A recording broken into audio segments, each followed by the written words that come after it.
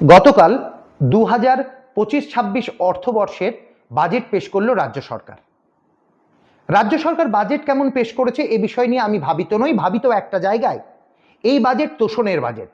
জানি আপনারা অনেকে আমার কথার সঙ্গে নাও মিলতে পারেন, প্লিজ একটু শুনুন, তাহলে আপনাদের কাছে পরিষ্কার হয়ে যাবে কেন আমি বলছি এটি তোষণের বাজেট। এখানে কোনো কর্মসংস্থান নেই। উত্তরবঙ্গ উন্নয়নের জন্য এই বাজেটে ঘোষণা হয়েছে 866 কোটি টাকার কাছাকাছি, আর সংখ্যালঘু উন্নয়ন একাই পেল 5602 কোটি টাকা। অদ্ভুত না পরিসংখ্যানটা? আমি বিস্তারিত আসব, কিন্তু তার আগে একবার ভাবুন, যে সম্প্রদায় নিয়ে মাননীয় এক সময় বলেছিলেন যে গরু দুধ দেয় তার লাথি খাওয়া যায়, অর্থাৎ মাইন্ডসেটটা আমাদের এখনো সেই রকমই রয়েছে সরকারের। অর্থাৎ শুধুমাত্র সংখ্যালঘু তোষণ এই বাজেটের অন্যতম একটা অলংকার, যার ফল হিসেবে দেখা যাচ্ছে এই বাজেট। রাজ্য বাজেটে 600টি নতুন মাদ্রাসার অনুমোদন ঘোষণা করা হয়েছে। একই সঙ্গে রাজ্যে প্রায় 3254টি স্কুল বন্ধ হওয়ার মুখে। কেন বন্ধ হওয়ার মুখে? সেখানে ছাত্র যাচ্ছে না, শিক্ষার পরিকাঠামো নেই, একজন শিক্ষককে নিয়ে স্কুল চালাতে হচ্ছে, স্কুলে বসবার জন্য ছাত্রদের বেঞ্চি টেবিল নেই। এই জায়গাতে প্রায় 3254টি স্কুল প্রায় বন্ধ হওয়ার মুখে।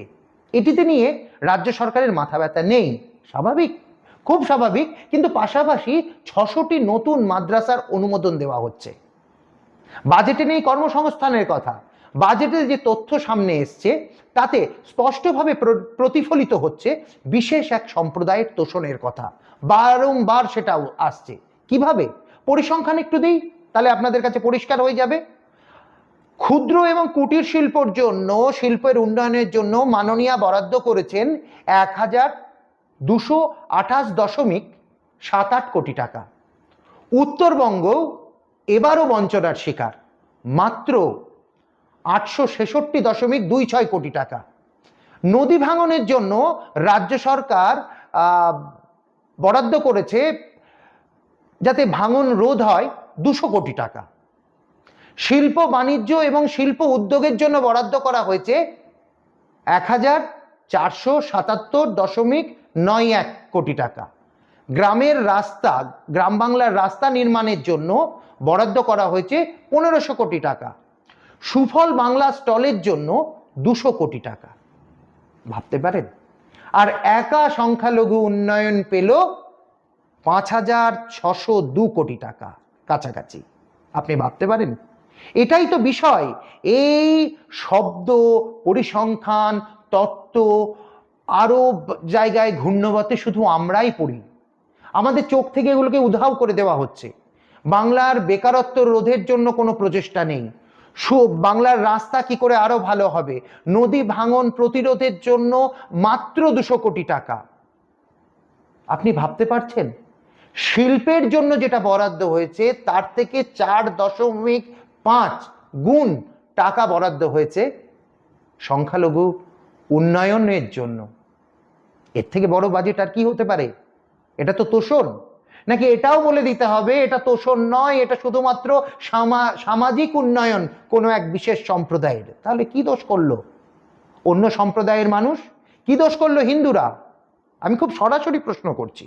প্রশ্নতে কোনো আলংকারিক শব্দ দিয়ে আমি ঢেকে দিতে চাইছি না, কথাটা খুব পরিষ্কার কথা। তাহলে হিন্দু সম্প্রদায়ের দোষটা কোথায়? তাদের জন্য উন্নয়নের খাত কোথায়? একটা স্পেশাল শিক্ষা ব্যবস্থার জন্য বরাদ্দ হচ্ছে 5602 কোটি টাকা, আর সেখানে রিনিউয়েবল এনার্জির জন্য খরচের বরাদ্দ করা হয়েছে 82.26 কোটি টাকা। এগিয়ে বাংলা এইভাবেই তো, এগিয়ে বাংলা তো এইভাবেই। এখানে মাদ্রাসা উন্নয়ন এবং মাদ্রাসা শিক্ষা বিভাগ কি পেল? 5600 কোটি টাকা।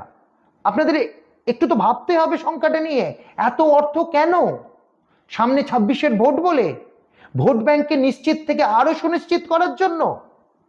শুধুমাত্র তোষণের এই বাজেট, এই বাজেটে কোনো দিক নেই, কোনো মার্গ নেই, কোথাও বেকার বা অন্য মানুষ যারা আছে যে ক্ষুদ্র শিল্প করে ভালো জায়গায় যাবে, অন্তত নিদান পক্ষে উনি তো চপ শিল্পের জন্য একটুখানি রাখতে পারতেন। উনার অন্যতম বড় শিল্প, পশ্চিমবঙ্গে তো শিল্প বলতে কি আছে, বোমা শিল্প, বড়ি শিল্প, চপ শিল্প, সেখানে সেখানে উনি মাদ্রাসা উন্নয়ন এবং শিক্ষা বিভাগের জন্য উনি দিলেন 5,602 কোটি টাকা। বিশ্বাস করুন, এটাকে আমি তোষণের বাজেট ছাড়া কিছু বলতে পারি না। চলতি শিক্ষাবর্ষে যে স্কুলগুলো বন্ধ হয়ে যাচ্ছে, আমি যে পরিসংখ্যানটা দিলাম, 3,254টির কাছাকাছি স্কুল বন্ধ হওয়ার মুখে। তাদের জন্য কি এসছে? সেই গ্রামের স্কুলগুলোর জন্য কি এসছে? কোথাও কোনো উত্তর নেই। তোষণের রাজনীতি আরো একবার শিলমোহর দিলেন মাননীয়া চলতি এই বাজেটে। সংখ্যালঘু এবং মাদ্রাসা উন্নয়নের জন্য তিনি যে টাকা বরাদ্দ করেছেন রাজ্য তহবিল থেকে, সেটা খুব দুর্ভাগ্যের। আমিও ট্যাক্স পেয়ার, আপনিও ট্যাক্স পেয়ার। সুতরাং এই আমাদের পয়সা নিয়ে এরকম খোলানকুচির মতন ছড়িয়ে দেওয়ার কোনো মানে হয় না। উনি মাননীয় মুখ্যমন্ত্রী, রাজ্যের মুখ্যমন্ত্রী, উনি ওই সম্প্রদায়েরও মুখ্যমন্ত্রী, আমারও মুখ্যমন্ত্রী। এই জায়গায় যদি উনাদেরকে উনি বেশি দেন, তাহলে আমরা কি দোষ করলাম? আমরা মানে হিন্দুরা। খুব পরিষ্কার আমি প্রশ্নটা করছি এবং খুব পরিষ্কার ভাষায় বলছি, যদি মুসলমান সম্প্রদায়ের শিক্ষা এবং পরিকাঠামো, মাদ্রাসা শিক্ষার জন্য যদি 5,602 কোটি টাকা বরাদ্দ হতে পারে, তাহলে কি দোষ করলো হিন্দু সম্প্রদায়ের মানুষ? মানে আমরা কি দোষ করলাম? আমাদের বরাদ্দের জন্য কিছু নেই? আমাদের শিক্ষা ব্যবস্থা, আমাদের সামাজিক উন্নয়ন, আমাদের ছেলে মেয়েদের মেধার কি করে আরো বিকাশ হয়, আমাদের যে সকল বেকার ছেলেগুলো আছে সেগুলো কি করে আরো ভালোভাবে সম্মানের সঙ্গে সমাজে থাকতে পারবে, তাদের উন্নয়নের দিশা কোথায়? কি দরকার আছে 5,602 কোটি টাকা এইরকম করে খোলানকুচির মতন বিলিয়ে দেওয়ার? যেখানে শিল্পের জন্য বরাদ্দ যত টাকা হচ্ছে, তার থেকে রাজ্যের টোটাল শিল্পের উন্নয়নের জন্য যে টাকা বরাদ্দ হচ্ছে, তার প্রায় 4 থেকে 4.5 গুণ দেওয়া হচ্ছে মাদ্রাসা শিক্ষা ব্যবস্থার জন্য। এটা লজ্জা আমাদের কাছে। উনি কিভাবে এই টাকা অপচয় করছেন, কিভাবে ডিস্ট্রিবিউট করছেন, এটা মানুষ জানতে চায়। সুতরাং ভাবা প্র্যাকটিস করুন। ভালো থাকবেন।